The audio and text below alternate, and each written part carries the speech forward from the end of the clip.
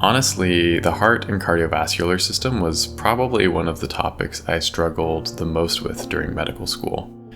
Maybe part of that was due to some natural difficulty I had with the pathophysiology, I don't know. But I think the bigger issue was that our son had been born during the block, right before the cardiovascular system, and I really just wasn't getting enough sleep or the time I needed to learn everything completely.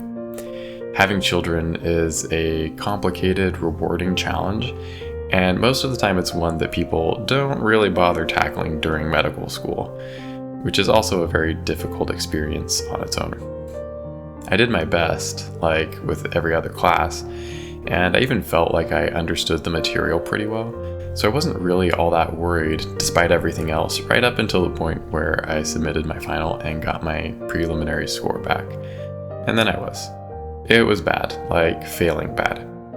I remember going to the test review afterwards and looking at my answers and wondering why on earth I had selected some of the choices I'd made.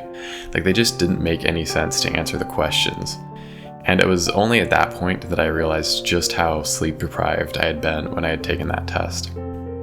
And that sucked because, well, there's not really a lot of time for catch up in medical school, and there really wasn't much I could do about it.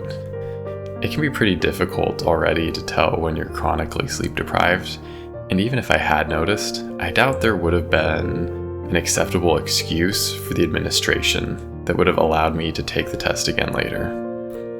Ultimately, they did end up curving the test by a few points for the whole class, and I didn't have to make anything up to pass the course. But even afterwards, I found in my later clerkship courses, which are the courses that aren't organized by organ systems, but they're organized by specialties like surgery, psychiatry, etc. In those classes, I would still consistently score lower on cardiovascular system related topics. It wasn't until I finally started studying for Step 2, which is this huge exam that covers all the specialties, that I finally had some dedicated study time and actually got the chance to focus on the heart and really help make up for some of those deficiencies. And now that I'm an actual doctor, I treat heart disease all the time without any issues.